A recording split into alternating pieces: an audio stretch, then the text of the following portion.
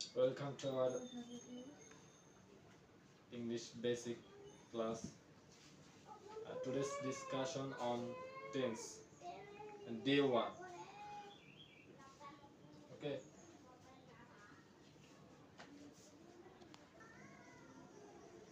Okay. So বসো এখানে। Tense মানে কি? কাল। তো সবাই জানে। আমরা আজকে শিখব বাংলায় কিভাবে চেনা যায়। বাংলায় চেনার উপায়। দেখি তো বাংলায় কিভাবে চেনা যায়। প্রেজেন্ট টেন্স মানে কি? আচ্ছা আমরা আগে জানি সবাই জানি যে টেন্স কে মূলত বা প্রধানত কয় ভাগে ভাগ করা যায়? তিন ভাগে ভাগ করা যায়। কয় ভাগে ভাগ করা যায়? তিন ভাগে। একটা হচ্ছে প্রেজেন্ট, পাস্ট, ফিউচার। এগুলো সবাই জানে। আর হচ্ছে টেন্সের চারটা ফর্ম আছে। কি আছে চারটা? ফর্ম আছে, ফর্ম।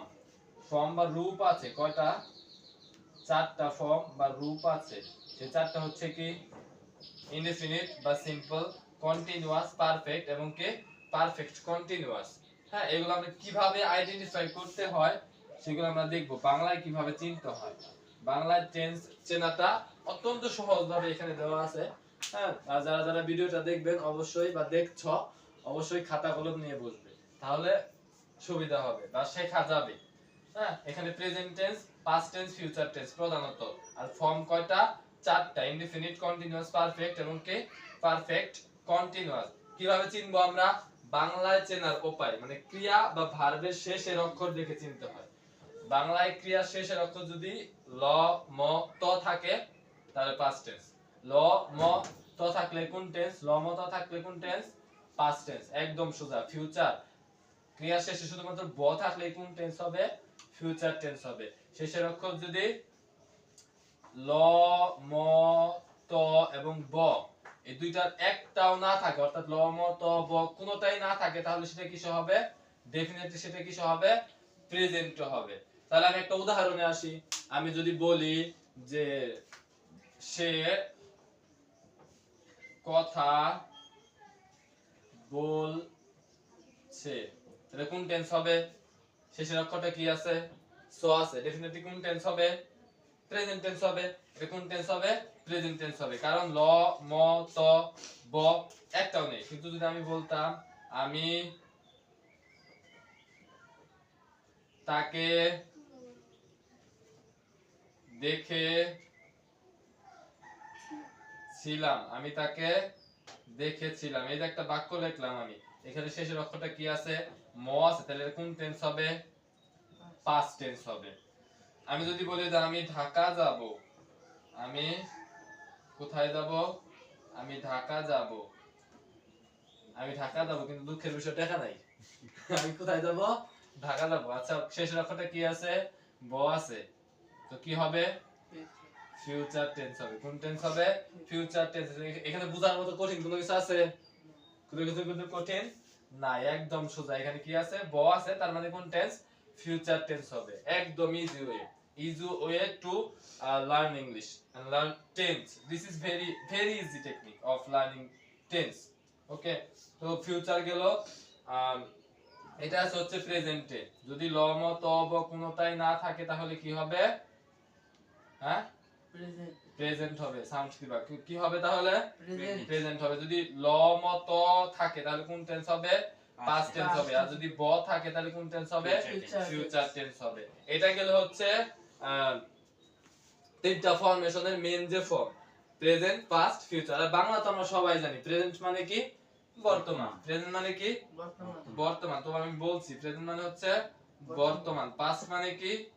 অতীত। এগুলো লেখার প্রয়োজন নাই, তবু আমি বলছি বা লিখছি। আর ফিউচার মানে কি? ভবিষ্যৎ। অর্থাৎ ভবিষ্যতের কাল। টেন্স মানে কি? কাল।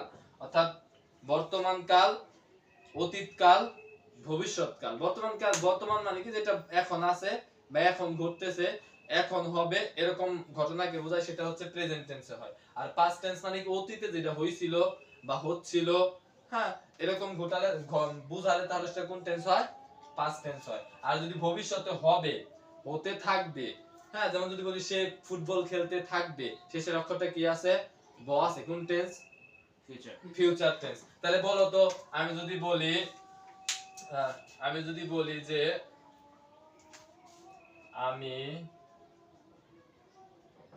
ভাত খাবো না, তাহলে এটা কোন টেন্স হবে? আমি ভাত খাবো না। প্রেজেন্ট। একদম কাটা। যদি প্রেজেন্ট টেন্স বলা হয় কি দিবে? রসগোল্লা দিবে, যেটা আলু দিবে, আর কি দিবে? কাটা দিবে। কেন কাটা দিবে? কারণ এইখানে আমাদের ভাবতে হবে অ্যাফার্মেটিভ সেন্টেন্স। ভাবতে হবে কোন সেন্টেন্স? অ্যাফার্মেটিভ, মানে হাবুদকে কোন টেন্সে আছে? এটা তো না সেন্সে, মানে এটা নেগেটিভ সেন্টেন্স আছে। কি সেন্টেন্স আছে? নেগেটিভ সেন্টেন্স আছে। তাহলে আমাদের ভাবতে হবে কোনটা অ্যাফার্মেটিভটা কোন টেন্সে আছে, সেই অনুযায়ী আমাদের নেগেটিভটা কি করতে হবে? আইডেন্টিফাই করতে হবে যে কোনটা, এটা কি প্রেজেন্ট টেন্স না পাস্ট টেন্স না ফিউচার টেন্স। পজ করো। বুঝা গেল এই জায়গায়? হ্যাঁ, সুজান একদম ওকে। তো এখানে আছে ক্রিয়ার মাঝের অক্ষর দেখে আমাদের যে চারটা ফর্ম আছে টেন্সের যে ফর্ম, সে চারটা শিখতে হবে। আমরা প্রথম তিনটা শিখেছি হচ্ছে ক্রিয়ার শেষের অক্ষর দেখে, ক্রিয়া বা ভার্বের কোন অক্ষর দেখে? শেষের অক্ষর দেখে। আর আমরা এই চারটা শিখবো ক্রিয়ার কোন অক্ষর দেখে? মাঝের অক্ষর দেখে। অর্থাৎ আমি যদি বলি আমাদের এট ফার্স্ট আমাদের চিনতে হবে যে ক্রিয়া কোনটা বা ভার্ব কোনটা। কি চিনতে হবে? ক্রিয়া কোনটা বা ভার্ব কোনটা। আমরা যদি ভার্ব না চিনি তাহলে আমরা কোনোদিনই টেন্স কেন কোনো গ্রামারই পারবো না। ভার্ব হচ্ছে, ভার্বকে বলা হয় the soul of English grammar, the soul of English grammar, অর্থাৎ ইংরেজি ব্যাকরণের প্রাণ বলা হয় কাকে? ভার্বকে। হ্যাঁ, উইদাউট ভার্ব ইংলিশ ভাবাই যায় না। হ্যাঁ, তো আমাদের ভার্বটা চিনতে হবে। আর আমাদের এই ক্ষেত্রে টেন্স চেনার ক্ষেত্রে আমাদের ভাবতে হবে সাধুদের ভাষা। কোন ভাষা? সাধুদের ভাষা বা সাধু ভাষা ভাবতে হবে। কোন ভাষা ভাবতে হবে? সাধু ভাষা। আমি একটু জানিয়ে রাখি, যেমন যদি বলি বলছি, এই বলছিটাকে আমাদের ভাবতে হবে কি রকম? বলিতেছি। ভাবতে হবে কি? বলিতেছি। আই মিন সাধু ভাষা ভাবতে হবে। সাধু ভাষা না ভাবলে তুমি টেন্স আইডেন্টিফাই করতে পারবে না। তাহলে যদি বলি যে আমি পড়াশোনা করেছিলাম,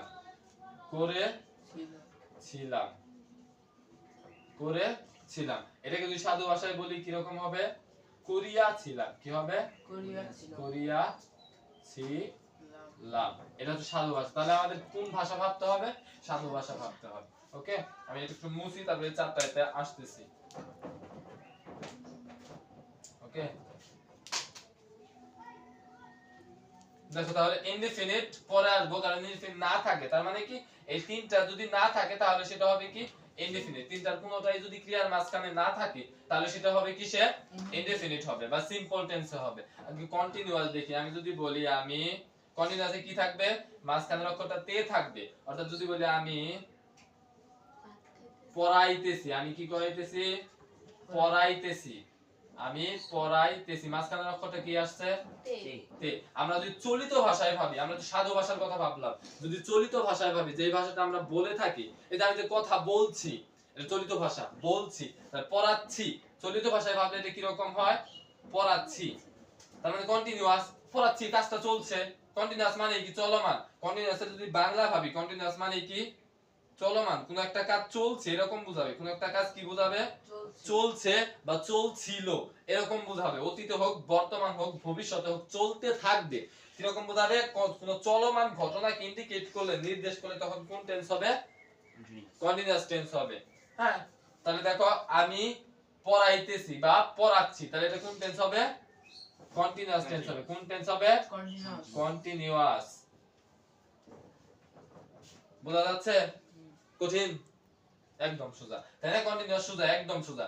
তারপরে দেখবো আমরা পারফেক্ট। কি দেখবো? পারফেক্ট। দেখো পারফেক্ট আরো সোজা। মাঝখানে যদি আ অথবা এ থাকে, কি থাকে? আ অথবা এ, অন্তস্থ অয় আকার অথবা অন্তস্থ অয় একার আছে। একটু কাছাকাছি হয়ে গেছে, ক্লোজ হয়ে গেছে। আমি একটু, তাহলে কি হবে? আ অথবা এ থাকলে তাহলে কোন টেন্স হবে? পারফেক্ট হবে। আমি যদি বলি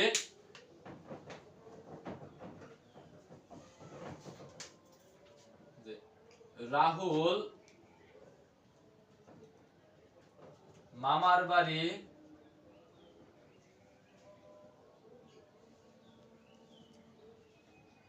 আম চুরি করতে গিয়েছে। কি করতে গিয়েছে? তাহলে কি পিটাবো না? মামার বাড়ি আম চুরি করতে গিয়েছে। খায় কাম নাই মাইছে, মামার বাড়ি হচ্ছে আম কাঁঠাল খেতে যায়, আর ও করতে গেছে কি? চুরি করতে। তো আম চুরি করতে গিয়েছে বা গিয়াছে। আমরা যদি বলি সাধু ভাষায় তাহলে কি হবে? গিয়াছে। এই ক্ষেত্রে যাওয়া যে ভার্বটা, গো যে ভার্বটা ইংরেজিতে, যাওয়া যে ভার্বটা, এই ক্ষেত্রে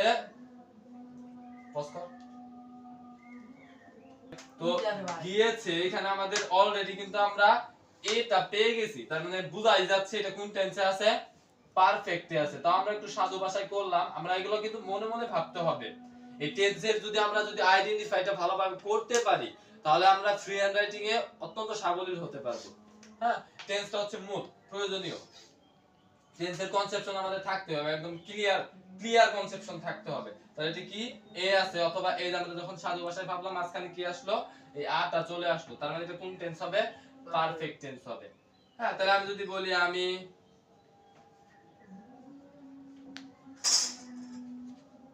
এক গ্লাস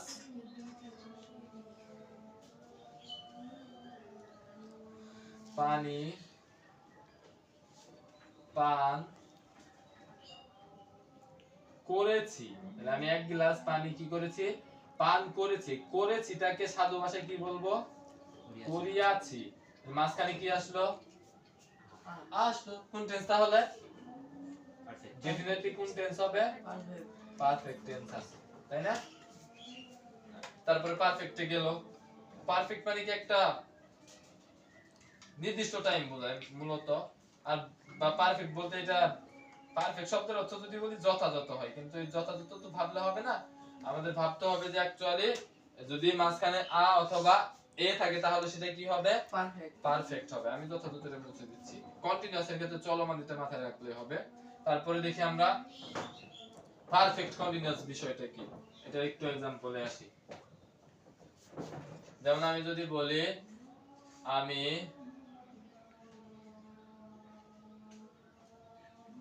আমিন সকাল থেকে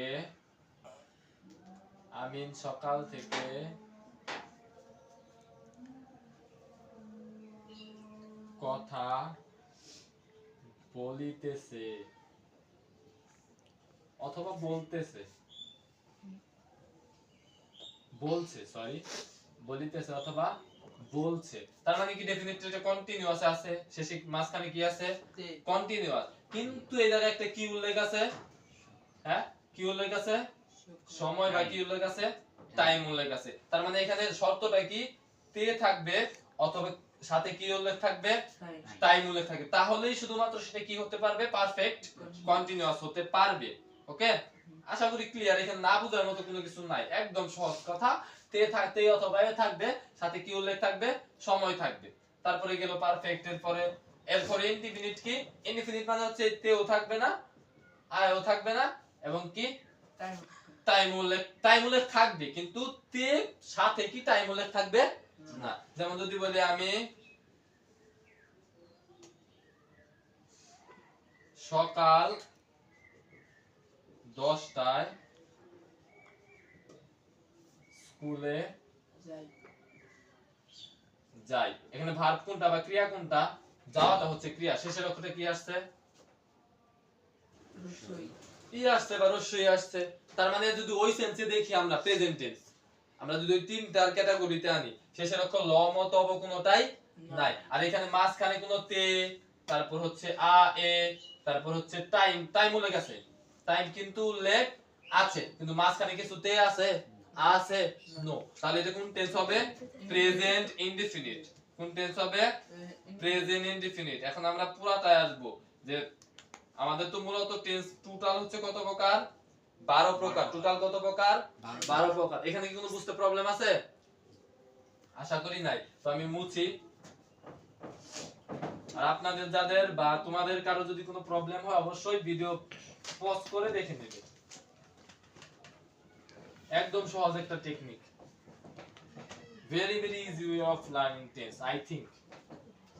ওকে, তো আমি এখানে লিখবো পুরোপুরি কিভাবে টোটাল হচ্ছে টেন্স 12 প্রকার। কত প্রকার, 12 প্রকার। যেমন এই যে তিনটা টেন্সকে যদি আমরা এই চারটা ফরমেশনকে যদি আমরা এইভাবে ভাগ করে দেখি, একটু বলে দিচ্ছি আমি। প্রেজেন্ট পাস্ট আমরা জানি সবাই, এটা প্রেজেন্ট পাস্ট, ফিউচার। ফর্ম কয়টা, এটা মেইন টেন্স, আর হচ্ছে ফর্ম হচ্ছে চারটা, কন্টিনিউয়াস, পারফেক্ট, পারফেক্ট, সরি এখানে আছে indefinite, continuous, perfect and perfect continuous.